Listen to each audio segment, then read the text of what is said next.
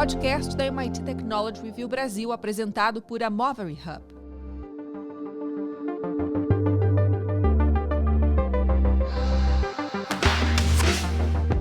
Olá, sejam bem-vindos e bem-vindas ao podcast Energy Center da MIT Technology Review Brasil.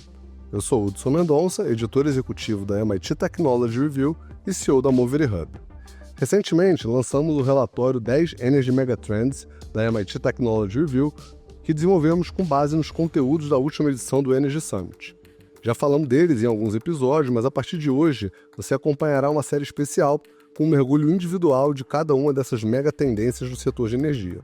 Nesse primeiro episódio da série, começaremos com as novas tecnologias de captura de carbono. E para me ajudar a construir esse cone de futuros, tenho novamente aqui ao meu lado meu parceiro de bancada, Tomás Gomes, jornalista especializado em negócio e inovação. E aí, Tomás, tudo certo? Oi, Hudson, tudo bom e você? Oi, pessoal, tudo certo? Vamos para mais um então. Bom, Hudson, a gente está naquela época do ano, né, que está aberta a temporada de relatórios de tendências e previsões. E como você comentou, a gente vai fazer mais aqui, né? A gente vai fazer uma série especial de todas as macro tendências que foram apresentadas no report do Energy Summit. E também, como você disse, começando pela captura de carbono. Então, para abrir nossa conversa de hoje, eu queria que você falasse um pouco sobre os principais movimentos que vêm formando essa tendência e por que esse tema é uma tendência. Bom, Tomás, começando, né, pela segunda palavra, captura de carbono, a questão do carbono é algo que tem afligido aí a humanidade desde a descoberta do impacto da emissão de CO2 nas mudanças climáticas e um dos principais responsáveis pelo aquecimento global e pela meta aí, que é estabelecida no Acordo de Paris de tentar limitar esse aquecimento até 1,5 graus.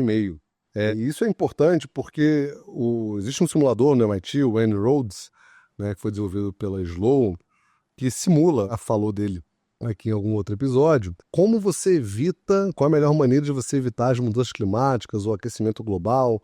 E o ponto, né, o item lá do simulador, que simula aumento de renováveis, eletrificação de automóveis, desmatamento, agricultura, tudo, é aumentar a precificação do carbono, já que o carbono mais caro reduz, gera incentivos econômicos para a redução das emissões e, consequentemente, para o impacto global. Outro ponto importante também nessa mega tendência é que a captura de carbono, aí falando já da tecnologia em si, não do mercado e não do carbono propriamente dito, ela é uma maneira importante das empresas de petróleo e gás darem suas contribuições ao esforço de descarbonização da matriz energética. A gente já falou aqui várias vezes, né? Obviamente, quando a gente pensa em transição energética, vem à cabeça solar, eólica, biocombustíveis, né, as energias renováveis, mas as empresas de petróleo, através da redução da emissão de carbono das suas próprias operações, podem dar uma grande contribuição para a descarbonização do setor, fazendo um petróleo mais verde, né, vamos dizer assim, se esse termo existe, né, ou seja, emitindo menos carbono por barril de petróleo, por exemplo. Essa tecnologia é uma tecnologia que tem um potencial enorme de crescimento. A gente está falando aqui de um cenário de adoção em larga escala de uma redução de até 1 bilhão de toneladas de CO2 até 2030, que é um impacto considerável na descarbonização global. E essa tecnologia, ela na verdade é um conjunto de tecnologias, né, que engloba uma série de técnicas e inclusive aplicações diferentes, né, que a gente consegue agregar em 4 principais grupos, que é a captura e armazenamento de carbono, que é simplesmente captura, né, o carbono que está no ar, que foi emitido por alguma outra fonte, você captura, armazena ele novamente, né, o próprio petróleo, o gás natural, tem muito CO2 ali armazenado com eles. A gente vai falar um pouquinho dessa tecnologia aplicada à indústria de óleo e gás. A captura, armazenamento e utilização de carbono, né, o CCUS, né, a primeira CCS, o segundo CCUS, que é você, além de capturar e armazenar, você utiliza esse carbono para uma outra aplicação. Você vai falar um pouquinho delas. A BECCS, né, BECCS, que é bioenergia com captura de carbono, que é algo que pode ser uma das raras tecnologias que tem carbono negativo, porque você usa os procedimentos de captura de carbono para armazenar esse carbono que estava no ar, mas a geração de bioenergia, quando a planta está crescendo, também captura. Então o saldo desse sistema pode ser negativo, ou seja, você pode ir realmente limpando o ar e a captura direta do ar, né, que é o DAC, que são grandes aparelhos capazes de capturar esse carbono que está armazenado no ar e converter, né, e gerar outras aplicações e armazenar. É um mercado global que foi avaliado em cerca de 2 bilhões de dólares em 2022, mas tem uma estimativa de chegar a 50 bilhões de dólares em 2030, o que dá um crescimento médio ponderado de quase 50% ao ano, nesses 8 anos de diferença entre 2022 e 2030, realmente um crescimento bastante relevante. O Brasil, né, recentemente, agora em dezembro desse ano, aprovou a sua lei que cria o seu mercado regulado de carbono. Isso é um salto super importante, porque a experiência do mundial mostra, né, embora as empresas estejam super engajadas com práticas ESG, na verdade, elas acabam adotando essas práticas e captura de carbono quando tem algum incentivo ou alguma punição econômica em operar da maneira certa ou errada. Então, hoje, no mundo, 99% do mercado de carbono é mercado regulado, ou seja, são leis de países que precificam negativamente se você emitir muito CO2 e te dão bônus caso você consiga reduzir suas emissões. E só 1% é no mercado voluntário. Né? China tem um mercado regulado, boa parte dos estados Unidos, né? Nos Estados Unidos a regulação é por estado, a União Europeia inteira, vários países do mundo têm, né, seu mercado regulado de carbono. O Brasil não tinha, foi aprovado agora em dezembro, ainda falta ser regulamentado, mas é um grande salto, uma grande perspectiva aí para o país, né? E falando um pouco mais de alguns exemplos, né, sobre ações ligadas à indústria pesadas, né, várias indústrias pesadas começaram a fazer a adoção dessas práticas, principalmente em países que possuem mercados regulados, né, indústrias como a cimentícia, a siderurgia, a petroquímica, né, emitem uma quantidade muito grande de CO2, né, e algumas empresas aí estão conseguindo fazer esse movimento. A siderúrgica sueca SSA implementou um processo de captura de carbono e visa cortar até 90% das emissões até 2030, algo que é uma meta bem ousada para uma siderúrgica, né, que emite bastante carbono. Um outro exemplo interessante é a empresa Climeworks, né, que é uma das pioneiras na tecnologia de captura direta de carbono do ar, né, o DAC. Ela fez uma rodada de captação e captou em 2022 $650 milhões para expandir suas operações e tem aplicado aí suas tecnologias em diversas frentes, né? No mundo, né, em termos de políticas e regulações, tem surgido uma série de regulações, além do próprio mercado de carbono, né? Por exemplo, nos Estados Unidos, né, o crédito fiscal 45Q, ela aumentou o valor dos subsídios, incluiu projetos de captura e armazenamento de carbono dentro de um conjunto de incentivos fiscais americanos, o que também tem incentivado uma adoção em uma escala maior.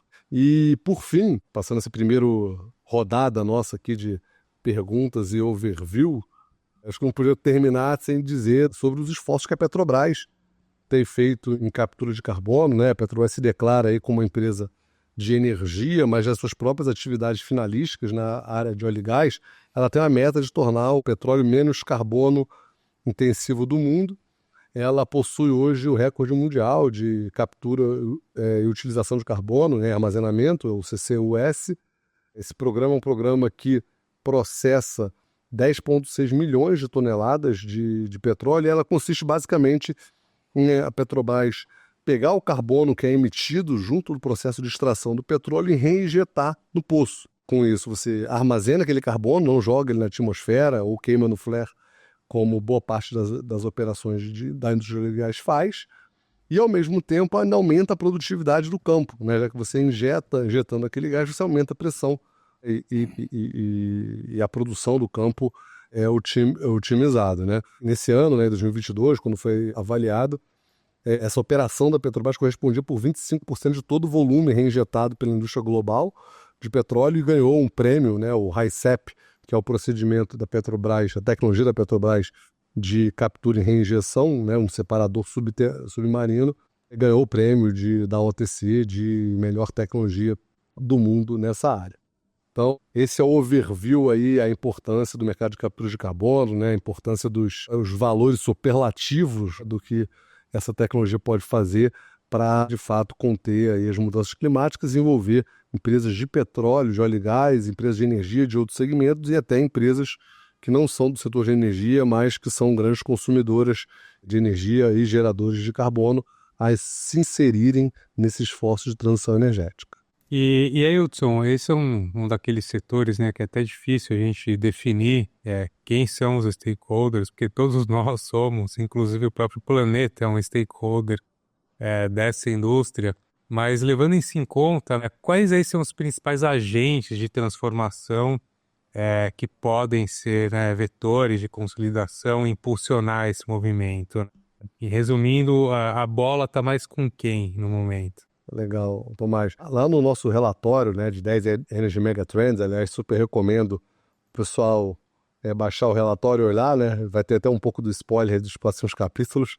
Mas a gente sempre faz uma análise usando a metodologia do Innovation Stakeholder Model do MIT, né, que diz que todo grande ecossistema de inovação, toda grande mudança passa pela interação de 5 pontas. Governos, corporações, investidores, startups e universidades juntos fazem essa mudança, juntos, né, lideram esse processo de inovação. E quando a gente fala de captura de carbono, sem dúvida, um dos principais atores, né, considerando esses 5 stakeholders, são os governos. Né? Os governos eles possuem um papel super central no desenvolvimento desse mercado, como a gente já mencionou, através da criação de ambientes regulatórios, né, incentivos fiscais, tanto para quem evita a emissão de carbono, um incentivo fiscal positivo, né, bônus, recompensas financeiras, quanto um negativo, né, uma taxação, uma sobretaxa, né, uma penalidade econômica para quem emite mais do que deveria ou mais do que a média, né, cada metodologia usa o seu, né, então os governos são centrais para criar esses incentivos para os agentes econômicos, de fato, se comportarem de maneira adequada do ponto de vista ambiental. Né? A criação do mercado de carbono é uma dessas e a mais evidente. Hoje, 99% do mercado de carbono é um mercado regulado, né? Só 1% do carbono negociado no mundo faz parte do mercado voluntário. Inclusive, o Energy Summit faz parte desse 1%. Né? Não teria obrigação de neutralizar suas emissões e, como evento, a gente neutraliza. Os governos também eles são responsáveis, né, com todo esse poder regulatório e econômico, a criar esses subsídios, né, também para a implementação das tecnologias, né, apoiar a pesquisa e desenvolvimento na área através de grants, estabelecer padrões mais rigorosos, técnicos de emissões que também obriguem empresas a serem mais eficientes no seu processo de tratamento do carbono emitido, e também esse subsídio aí à pesquisa e desenvolvimento e à implementação, muitas vezes é o que torna viável a implementação de projetos maiores de captura e utilização de carbono e armazenamento e a captura direta do ar, também numa escala maior, né? Principalmente nesse início aí que a tecnologia ainda é muito cara.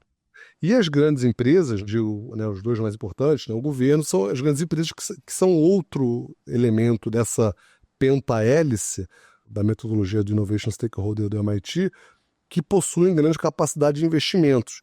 Né? Os governos possuem essa capacidade e as grandes empresas também, as corporações também possuem essa grande capacidade de investimento e elas têm direcionado investimentos para essa área, principalmente as empresas que fazem parte de indústrias com grande quantidade de emissão de carbono, devido aos seus compromissos ambientais, né, adotado como parte das suas estratégias, políticas de ESG, muitas vezes até por necessidades regulatórias de operação, as empresas de capital aberta, de prestar contas para a sociedade, de se enquadrar em determinadas categorias das bolsas e de políticas de investimento de fundos, né, de grandes fundos de investimento. Então, essas grandes empresas que possuem políticas mais avançadas de ESG têm adotado aí e sido importantes para a expansão dessas tecnologias de captura de carbono. Perfeito, Hudson. E aí, olhando um cenário aí de consolidação quando você acha que a gente deve começar a sentir essas mudanças e ver essas transformações aí de maneira mais assertiva? E o que pode ser feito também para impulsionar esse potencial e acelerar esses movimentos de inovação que a gente está vendo aí surgir? Então, Tomás, a gente também, acho que vale a pena esse parêntese aí para explicar esse ponto do relatório, né? A gente tenta sempre olhar, né? Esse relatório será recorrente, será anualmente lançado depois do Energy Summit, mas tenta olhar um olhar de mais longo prazo que te busca aí enquadrar um horizonte onde essa tecnologia tende a se tornar madura e ganhar uma escala suficiente para ser relevante em termos de impacto, mas também trazer o que cada um desses stakeholders poderiam fazer, né, de maneira mais imediata, aí no horizonte de próximos 12 meses, para que essa trajetória se acelerasse e avançasse na direção da mega tendência. Então, para a captura de carbono, a gente olha aí um horizonte de consolidação aí entre 2025 e 2035, já que é uma tecnologia bastante capex intensiva, né, intensiva em grandes investimentos. Então, mesmo que a sua adoção, a tecnologia comece a se tornar viável, né, existe um ciclo de decisão das empresas e de adoção dessa tecnologia que vai demandar muito capital. Isso demora um certo tempo. As primeiras indústrias a adotarem provavelmente vão ser as indústrias com alto nível de emissão de carbono, como a gente falou, cimento, siderurgia, petroquímica também.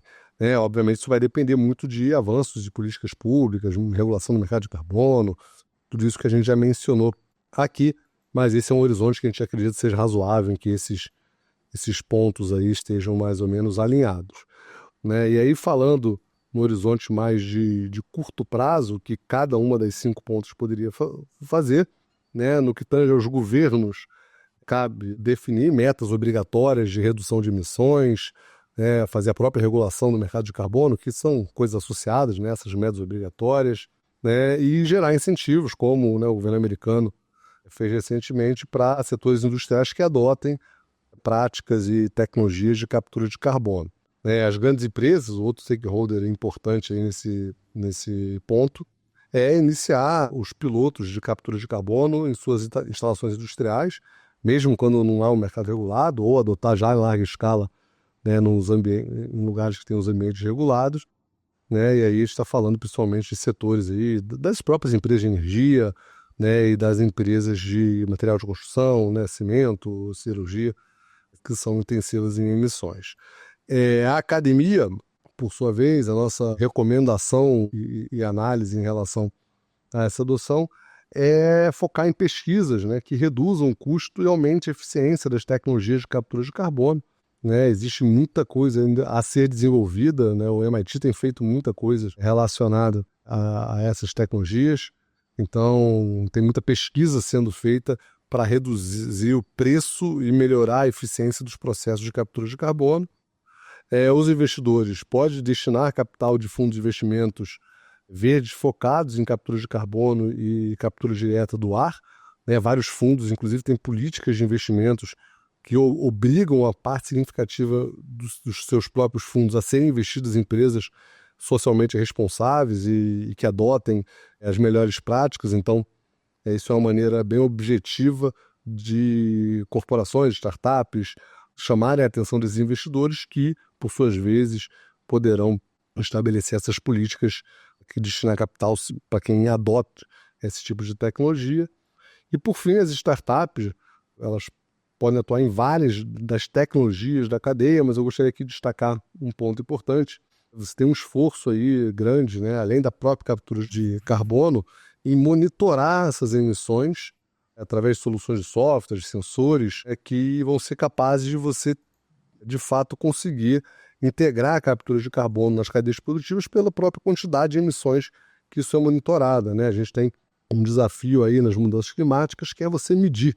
Então, existem startups que estão surgindo, além das deep techs que estão desenvolvendo tecnologias de captura de carbono, propriamente dita, mas também outras startups que estão desenvolvendo tecnologias de monitoramento de emissões e soluções de software para conseguir fazer essa integração desse tipo de tecnologia, né, na cadeia produtiva de maneira geral.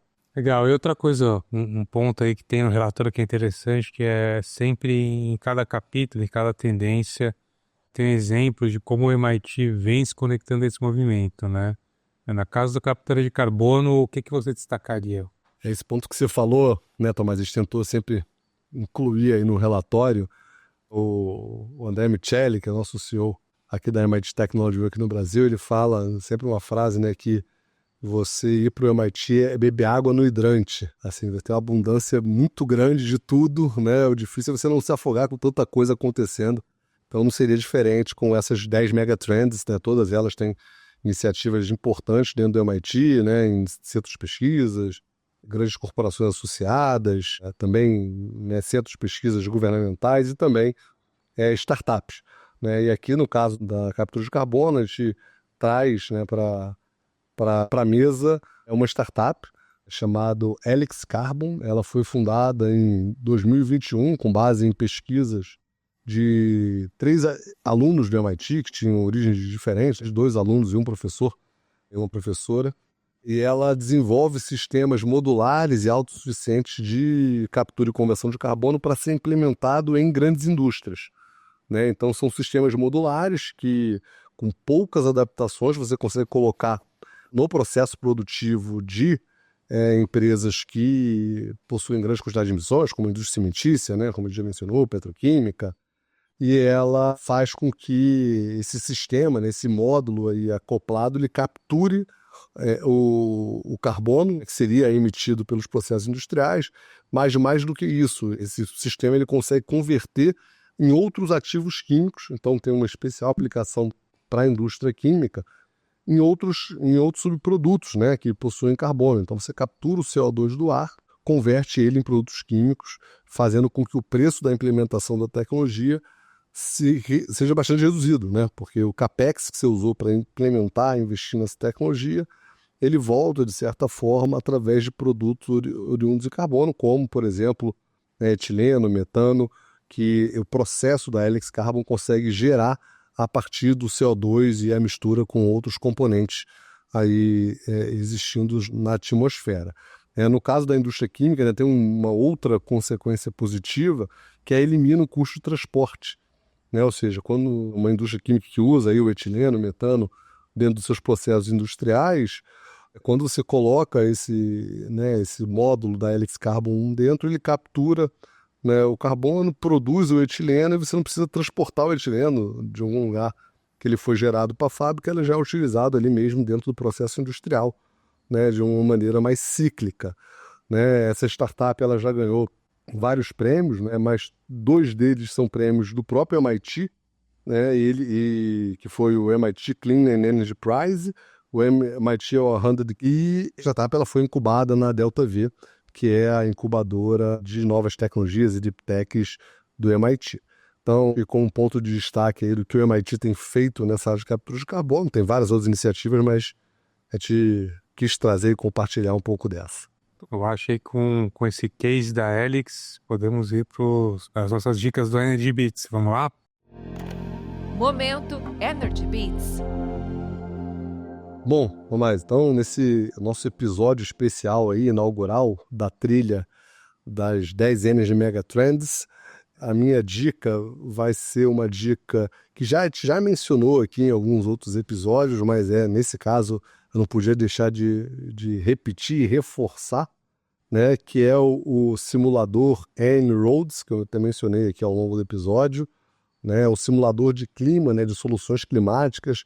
Ele é impressionante porque você consegue simular nele praticamente todos os cenários, né? Ou seja, se eu aumentar o subsídio para energia nuclear, se eu aumentar o subsídio para energia renovável, se eu taxar o petróleo, se eu diminuir o desmatamento, se eu aumentar a agricultura, se eu aumentar o crescimento econômico, a renda média das pessoas, e se eu adotar tecnologias de captura de carbono, até isso tem lá, né? E 2 dos maiores impactos individuais dentro do simulador é exatamente a adoção de tecnologias de captura de carbono, né, natural e artificial, né, ou seja, desenvolvidas pelo homem, e também a precificação do carbono, que por consequência, né, estimula também uma adoção de novas tecnologias de captura de carbono. Então vale a pena aí dar uma conferida no simulador En-ROADS desenvolvido pela MIT Sloan e pela Climate Interactive. Bom, e você, Tomás, qual é o seu ou seus bits de hoje? Bom, o meu primeiro pitch de hoje é meio contraintuitivo, que a gente está falando de tendência. Eu vou resgatar um episódio que a gente gravou ali no começo do podcast, o nosso terceiro episódio, que é quando a gente fala de... o título dele é Captura e Armazenamento de Carbono. Enfim, é o mesmo tema de hoje, só que daí eu acho que nesse episódio a diferença é que a gente faz ali uma conversa um pouco mais explicativa, né? Isso aprofundando aí nos conceitos básicos que movem essa indústria. Então, acho que para quem se interessou por essa tendência de hoje e quer entender esses fundamentos, fica a minha recomendação. A gente gravou ele no dia 2 de agosto de 2023, aqui no comecinho do podcast. Seria até bom a gente ouvir, né, Hudson, para ver como a gente evoluiu nesses últimos anos, aí, meses. E minha segunda dica também, a gente tem, né, uma calculadora de emissão de carbono. Acho que também para quem ouviu isso e quer ter uma estimativa aproximada de quanto a sua empresa, organização, atividade consome de carbono, tem várias opções. Aqui eu vou indicar uma da SOS Mata Atlântica, que faz esse cálculo de quanto carbono, quanto de CO2 cada empresa, cada atividade vem emitindo a partir de informações básicas como consumo de energia, viagens aéreas, transporte, etc. Então fica aí meus 2 bits de hoje, gente. Bom, pessoal, esse foi mais um episódio do nosso podcast Energy Center, da MIT Technology Review. Mais uma vez, muito obrigado por passarem esses minutos com a gente. Não deixem de nos seguir no perfil da MIT Technology Review Brasil, na sua plataforma de podcast preferida, assim como também nas redes sociais. Vai lá. Tomás, mais uma vez, muito obrigado pela conversa e pela parceria de sempre. Valeu, pessoal. Obrigado pela audiência. Até a próxima tendência. É isso aí, pessoal. Até semana que vem. Podcast da MIT Technology Review Brasil, apresentado por Movery Hub.